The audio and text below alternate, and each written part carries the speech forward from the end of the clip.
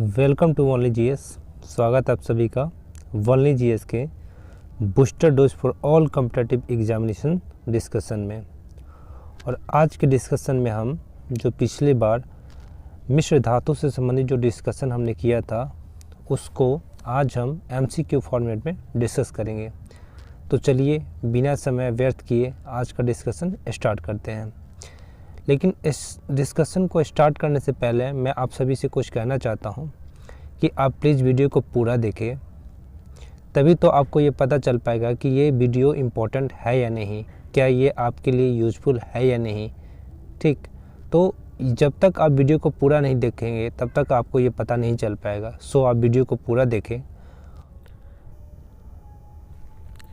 तो चलिए discussion start करते हैं। तो आज का हमारा पहला सवाल है कि निम्नलिखित में से कौन सा मिश्र धातु नहीं है। यदि आपने पिछले वाले वीडियो को देखा होगा तो आप इसका आंसर आसानी से कर पाएंगे। तो हमारा आंसर क्या होगा? तो आंसर हमारा होगा डी। क्यों? क्योंकि देखिए स्टील जो होता है, स्टील में क्या क्या होता है? तो स्टील में होता है लोहा, यानी कि फेरस प्लस कार्बन होता है। ठीक है, तो ये तो हमारा होगा नहीं क्योंकि ये मिश्र धातु है। और पूछता है क्या कि मिश्र धातु नहीं है। बात यदि हम पीतल की करें तो पीतल में क्या होता है? इसमें होता है तांबा प्लस जस्ता। इसकी मात्रा की बात की जाए तो इसमें 70% होता है और ये जस्ता 30% होता है। तो ये भी मिश्र धातु हो गया, इसका मतलब ये भी इसका आंसर नहीं होगा। नेक्स्ट बात करते हैं हम लोग ब्रॉन्ज की। तो ब्रॉन्ज में क्या होता है? तो ब्रॉन्ज में होता है कॉपर और टीन, यानी कि एसएन। टीन को एसएन से इंडिकेट करते हैं। बात यदि इसकी मात्रा की जाए तो 88% इसमें तांबा होता है और 12% इसमें क्या होता है? टीन होता है। तो इस तरह ये भी मिश्र धातु हो गया, ये भी मिश्र धातु हो गया, ये भी मिश्र धातु। हमारा मिश्र धातु कौन नहीं हुआ? तो डी, जो कि हम लोग पहले बता चुके हैं कि हमारा आंसर क्या होगा? डी होगा। नेक्स्ट क्वेश्चन देखते हैं।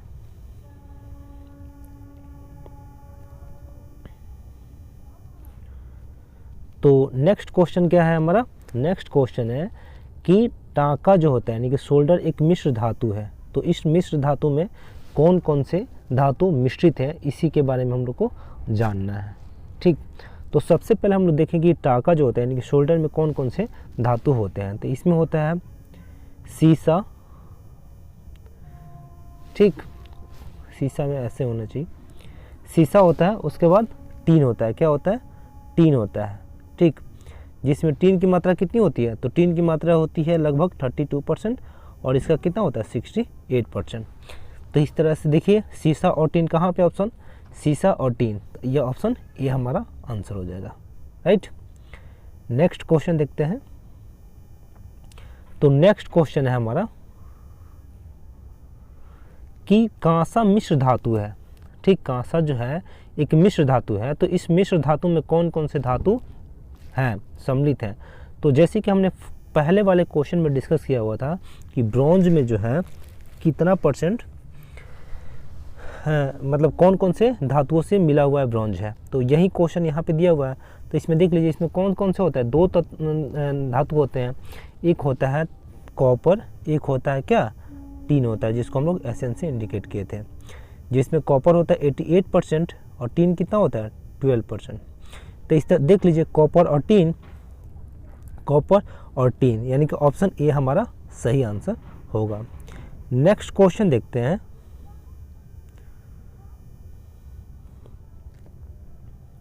तो नेक्स्ट क्वेश्चन है हमारा कि निम्नलिखित में से कौन सा तत्व जर्मन सिल्वर में उपस्थित नहीं होता है। तो जर्मन सिल्वर में कौन सा तत्व उपस्थित नहीं होता है, यानी कि जर्मन सिल्वर एक मिश्र धातु है। तो इस मिश्र धातु में कौन कौन से धातु मिलके बने हैं, इसके बारे में हमें डिस्कस करना है। तो सबसे पहले इसको देख लेते हैं कि इसमें कौन कौन से धातु होते हैं, तभी तो हमें पता चल पाएगा कि इसमें कौन सा शामिल नहीं है। तो देखिए इसमें होता है कॉपर, जिसकी मात्रा कितनी होती है? 50%। उसके बाद होता है जिंक, जिसकी मात्रा कितनी होती है? 35%। उसके बाद होता है निकेल, जिसकी मात्रा कितनी होती है? लगभग 15% इसकी मात्रा होती है। तो देख लीजिए कॉपर, जिंक और निकेल। तो कॉपर तांबा है, ये भी निकेल भी है और जस्ता भी है। क्वेश्चन क्या है कि नहीं, उपस्थित नहीं है, तो हमारा आंसर क्या होगा, आंसर डी हमारा सही होगा। नेक्स्ट क्वेश्चन देखते हैं। तो नेक्स्ट क्वेश्चन क्या है कि निम्नलिखित मिश्र धातुओं में से किसमें तांबे की मात्रा अधिकतम है। चलिए, ये बहुत मोस्ट इम्पॉर्टेंट क्वेश्चन है, क्योंकि हमने ऐसे तो देखा ही है कि तांबा बहुत सारे धातुओं में है, लेकिन इसमें पूछ रहा है कि किसमें सबसे अधिक है। ठीक, तो हम लोग एक एक करके कर लेते हैं। तो देखिए, पीतल का हमने पहले ऊपर डिस्कस किया हुआ था। तो पीतल में हमारा कितना क्या था, क्या था तांबा था और जस्ता था, जिसमें तांबे की मात्रा कितनी थी, 70%। अब बात करते हैं कांसे की। तो कांसे में क्या क्या था, तो कांसे में था तांबा और टीन, जिसमें तांबे की मात्रा कितनी थी, 88%।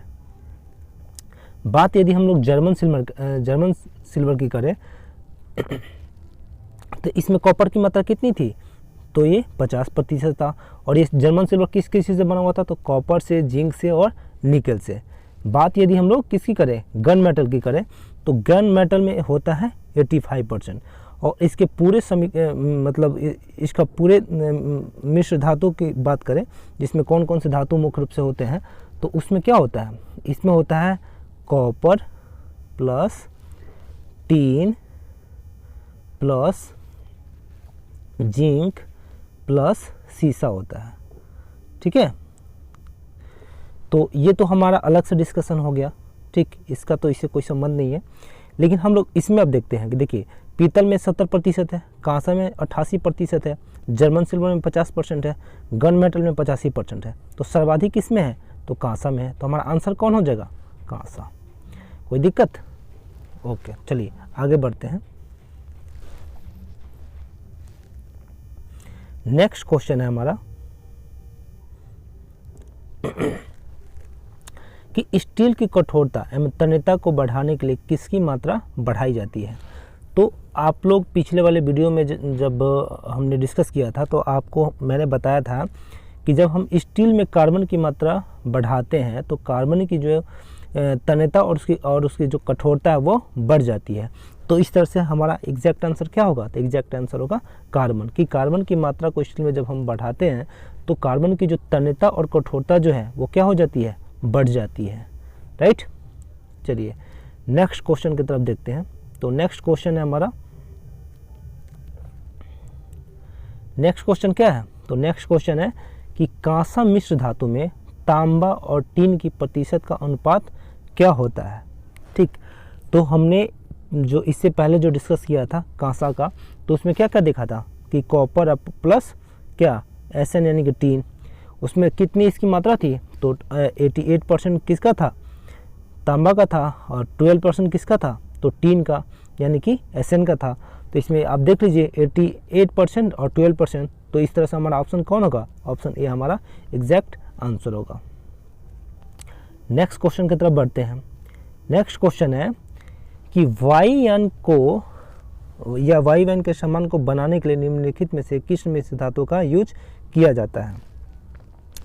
तो जैसे कि पिछले वाले डिस्कशन में हमने ऑलरेडी इसको डिस्कस किया था कि जो ड्यूरालुमिन जो होता है, ठीक, इसको हम लोग वायुयान के पार्ट पुर्जों के निर्माण में इसका यूज किया जाता है। ठीक, अच्छा, बात इसके मिश्रण की जाए तो कि इसमें कौन कौन से धातु मिश्रित हैं, किन किन धातुओं से मिलकर ये बना होता है, तो एक बार हम लोग देख लेते हैं। तो इसमें एल्युमिनियम होता है, ठीक, उसके बाद कॉपर होता है, उसके बाद मैग्नीशियम होता है, ठीक, उसके बाद मैग्नीज होता है। क्या होता है, मैग्नीज होता है, जिसमें एल्युमिनियम की मात्रा सबसे अधिक होती है, लगभग 95% इसकी मात्रा होती है। और सबसे कम किसकी होती है, तो सबसे कम होती है मैग्नीज की, 0.04 से 0.05% होती है। ठीक है, नेक्स्ट बढ़ते हैं। तो हमारा नेक्स्ट क्वेश्चन है क्या है कि जर्मन सिल्वर में जिंक की मात्रा कितनी होती है। तो हमने अभी तुरंत इससे पहले जो क्वेश्चन डिस्कस किया था, उस क्वेश्चन में हमने जर्मन सिल्वर के बारे में डिस्कस किया था, जिसमें हमने क्या जिंक को कितना मतलब उसमें पाया था। तो चलिए इसको एक बार और डिटेल से कर लेते हैं। उसमें क्या था, कॉपर था, उसके बाद जिंक था, उसके बाद निकेल था। ठीक है, निकेल था। कॉपर की मात्रा कितनी थी? 50%। जिंक की मात्रा कितनी थी? 35%। और निकेल की मात्रा कितनी थी? 15%। तो देखिए हमारा कितना था ये? 35%। तो जब ऑप्शन में एग्जैक्ट हमारा क्वांटिटी या नंबर या कुछ भी ऐसा ना दिया हो, लेकिन उसके आसपास का कोई नंबर दिया हो, तो हम लोग उसके आसपास के नंबर को ही टिक करेंगे और वही हमारा आंसर होगा। जैसे कि बीपीएससी या किसी भी एग्जाम में आप देखिएगा कि एग्जैक्ट आंसर ना दे करके उसके आसपास का आंसर दिया जाता है, जो कि उसी को माना जाता है आंसर। ठीक है, अकॉर्डिंग टू ऑप्शन इसको हम लोग चूज करेंगे। तो देख लीजिए हमारा कौन सा ऐसा आंसर है जो 35 के काफ़ी करीब है। 30 तो चलिए 30 मान सकते हैं, लेकिन 30 से भी करीब कौन सा है? 33। तो हमारा आंसर कौन होगा? 33 हमारा आंसर होगा। नेक्स्ट क्वेश्चन की तरफ देखते हैं। नेक्स्ट क्वेश्चन है कि स्वचालित फ्यूज को बनाने के लिए किस मिश्र धातु का यूज किया जाता है? राइट। तो पिछले वाले वीडियो में हमने डिस्कस किया था कि स्वचालित फ्यूज को बनाने के लिए किस मेटल का यूज करते हैं। तो हमारा आपने इसको तो आंसर कर ही दिया होगा। तो हमारा एग्जैक्ट आंसर कौन सा होगा? तो हमारा एग्जैक्ट आंसर होगा रोज मेटल। अच्छा, यदि हम बात विद्युत फ्यूज की करें, विद्युत फ्यूज की बात करें, तो इसकी क्या क्या क्या खासियत क्या होती है? इसकी खासियत होती है कि ये जो होता है ये तो ये टीन प्लस सीसा से बना होता है। टीन और सीसा से विद्युत फ्यूज बना होता है, जिसमें टीन की मात्रा कितनी होती है? 63% और सीसा की मात्रा कितनी होती है? तो 37%। ठीक। इसके अन्य गुण की बात की जाए फ्यूज के बारे में, तो वो क्या? इसका प्रतिरोध उच्च होना चाहिए। प्रतिरोध क्या होना चाहिए? उच्च होना चाहिए, उच्च होना चाहिए। ठीक है। और इसका जो गलनांक है क्या होना चाहिए?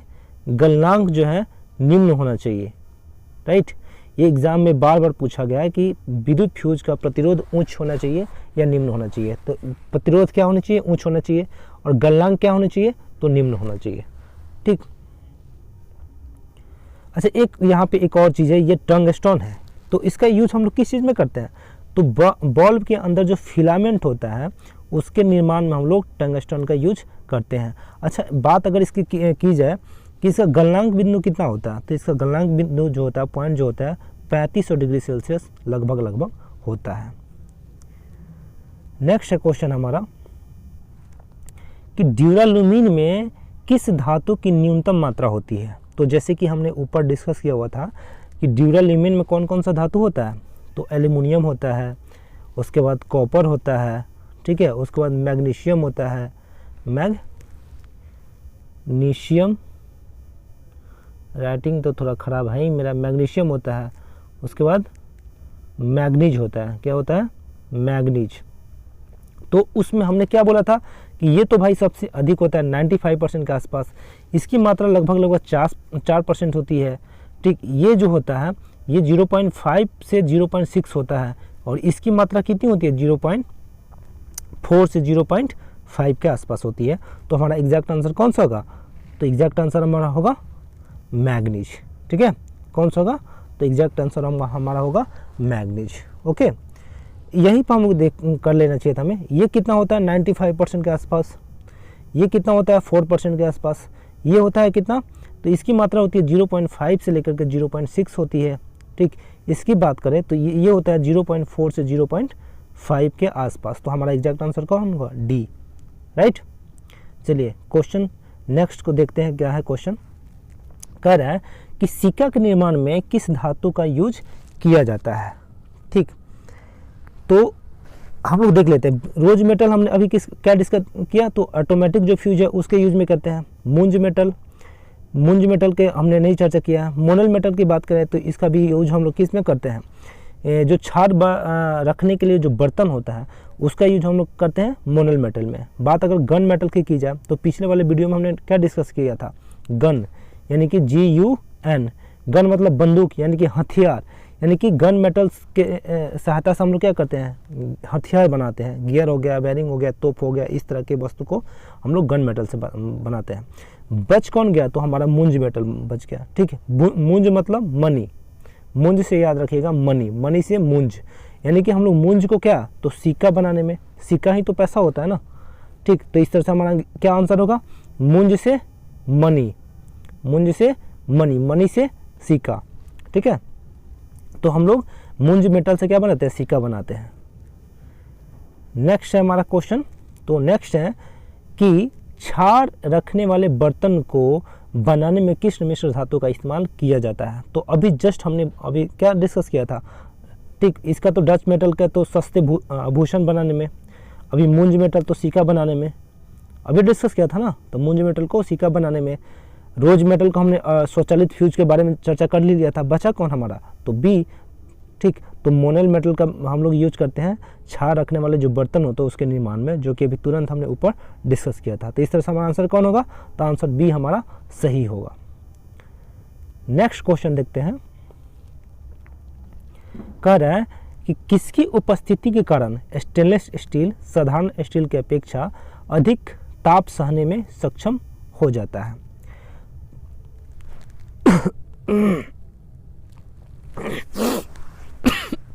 सॉरी,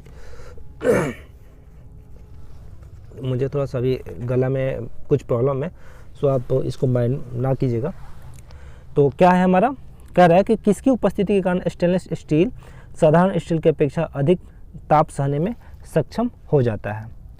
तो हमने पहले इसको डिस्कस कर रखा है, और इस डिस्कशन में हमने क्या देखा कि जब हम स्टेनलेस स्टील में या साधारण स्टील में जब क्रोमियम का यूज करते हैं तो उसका जो ताप सहने का जो क्षमता होता है वो बढ़ जाता है। तो इस तरह से हमारा आंसर क्या होगा, आंसर हमारा डी सही होगा। आगे बढ़ते हैं, आगे क्या है कि स्टील में कार्बन की मात्रा कितनी होती है। ठीक, स्टील में कार्बन की मात्रा कितनी होती है, तो देख लीजिए, हमने पिछले वाले वीडियो में इसको ऑलरेडी डिस्कस किया हुआ था। चलिए एक बार हम लोग देख लेते हैं। सबसे पहले देखते हैं स्टील में सबसे अधिक किसकी मात्रा होती है, तो फेरस यानी कि लोहा की मात्रा होती है, लगभग 89% के समथिंग। उसके बाद क्या होता है, क्रोमियम होता है, क्रोमियम क्या होता है, क्रोमियम होता है, ठीक, जिसकी मात्रा कितनी होती है, लगभग 10%। उसके बाद क्या होता है, मैग्नीज होता है, मैग्नीज होता है, ठीक, जिसकी मात्रा कितनी होती है, 0.35 के समथिंग होता है। उसके बाद हम लोग, उसके बाद क्या होता है, उसके बाद होता है कार्बन, क्या होता है, कार्बन, जिसकी मात्रा कितनी होती है, 0.25। उसके बाद क्या होता है, निकेल, क्या होता है, निकेल, जिसकी मात्रा कितनी होती है, तो इसकी मात्रा होती है 0.8। ठीक, यहाँ पे हम लोग एक मिस्टेक किए हैं, यहाँ स्टेनलेस स्टील होना चाहिए, क्या होना चाहिए, स्टेनलेस, क्योंकि स्टील में तो सिर्फ कार्बन और फेरस ही होता है, स्टेनलेस यहाँ पे मिस प्रिंट हुआ है, सो इसको आप माइंड मत कीजिएगा। ये क्या होगा, स्टेनलेस स्टील, स्टेनलेस स्टील, ठीक है, मिस प्रिंट हुआ है ये। तो हमारा आंसर क्या होगा, तो कार्बन की मात्रा कितनी हमने पढ़ा, तो 0.2 पॉइंट जो होता है इसमें कार्बन होता है। तो हमारा इस तरह से आंसर कौन सा होगा, तो आंसर हमारा ऑप्शन ए हमारा आंसर होगा।